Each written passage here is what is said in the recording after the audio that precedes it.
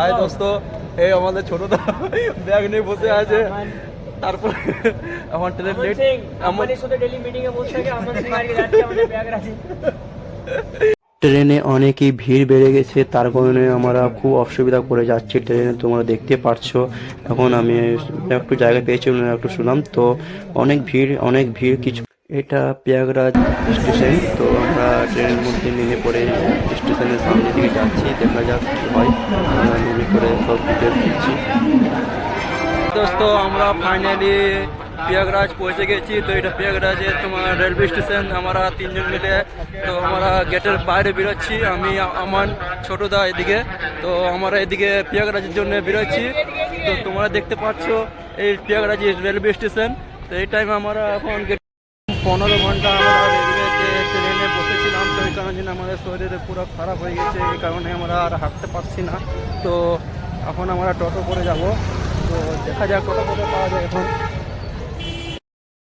খুব সুন্দর একটা মোমেন্ট, এই মোমেন্টটা ছাড়া চলবে না, তার কারণে আমি একটা ভিডিও বানাচ্ছি সবাই মিলে। তো আমাদের একটু হাঁটতে অসুবিধা হচ্ছে, কিন্তু আমাদের হর মহাদেব নাম করে যাচ্ছি, তো সে কারণে আমাদের অত খাটাইটা বুঝাচ্ছে না। তো মেলা যাওয়ার তার আগে এত ভিড়, এখনো আমাদেরকে 4 কিলোমিটার হাঁটতে হবে, তার কারণে দেখছেন তো এত জাম, এত ভিড়, এত লোকের সংখ্যা, আর কি বলবো। সামনে দেখছি তো আমি নিজেকে নিজে অনেক ভিড় হয়ে গেছে মেলাতে, আপনারা দেখতে পাচ্ছেন খুব ভিড়। তো ওই কারণের জন্য ভিডিও বানাতে পারছিলাম না। তোমার দিকে একটু কথা বলতে চাই, অনেক ভিড় হয়েছে। যারা যারা এসেছো তোমার নিজেদের একটু সাবধানে একটু দেখাশোনা করবে, কেন কি বাচ্চাদের হাত ছাড়বেন না, অনেক ভিড় হয়ে এই এরিয়াটার মধ্যে খুব সুন্দর একটা ক্যাম্প বানিয়ে হয়েছে, তার কারণে দেখতে পাচ্ছেন ক্যাম্পের মধ্যে খুব সুন্দর একটা মহাদেবের পাথরের, এটা পাথরের বটে, তো খুব সুন্দর করে বানানো হয়েছে, যার কারণে সবাই এখানে ভিড় করছে। তো দেখতে পাচ্ছেন খুব সুন্দর ডেকোরেশন। তো মহাদেবের যে মূর্তি হয়েছে খুব সুন্দর লাগছে, দেখছেন ডলফিন, এই ডলফিনটা পাথরের, সব জিনিস যা দেখছেন সব পাথরের। এই মাছগুলো আছে, মারা গেছে মাছগুলো, কিন্তু ওটা কেমিক্যাল দিয়ে তার ওটার মধ্যে রেখেছে কাচের মধ্যে। তো দেখতে খুব সুন্দর লাগছে, তোমরা দেখুন এত ভালো, এত সুন্দর জিনিস খুব সুন্দর করে বানিয়ে রেখেছে কাচের মধ্যে, এত ভালো লাগছে।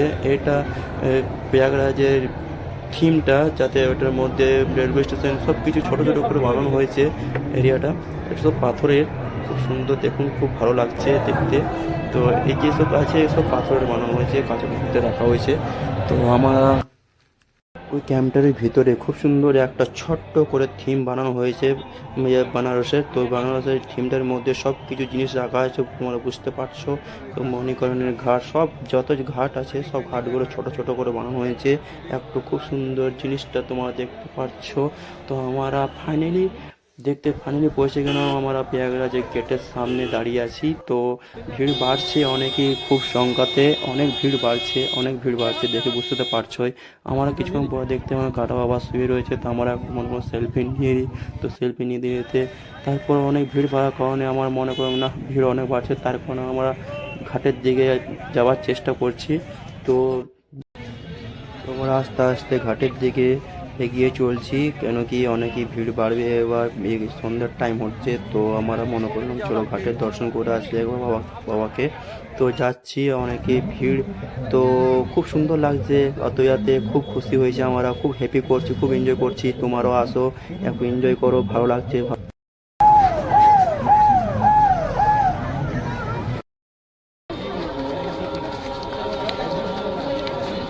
তো ফাইনালি আমরা পৌঁছে গেছি প্রয়াগরাজ। তো এখন যাবো সঙ্গমে চান করতে। তো আমার ইয়ারা সব কত স্পিড হাঁটছে, তো আমরা হাঁটতে পারছি না এই কারণের জন্য। তো আমরা অনেক সকাল উঠেছি, যাতে আমরা একটু তাড়াতাড়ি চান করতে পারি। তো এই কারণে যেন অনেক ভিড় দেখতে পাচ্ছ। খুব সুন্দর লাগছে, জীবনটা পুরো হ্যাপি হয়ে গেছে। তো আমরা ফাইনালি খুব সুন্দর জায়গায় পৌঁছে গিয়েছি, দেখতে পাচ্ছ ওই মেন গেট। তো মেন গেটের ভেতর দিয়ে যেতে হবে, বেশিক্ষণ লাগবে না, আর 5 থেকে 10 মিনিট লাগবে সঙ্গম ঘাট যাওয়ার। তো তোমরা দেখতে পাচ্ছ ভিড়টা খুব সুন্দর বেড়েছে, খুব ভালো লাগছে, খুব এনজয় করছি।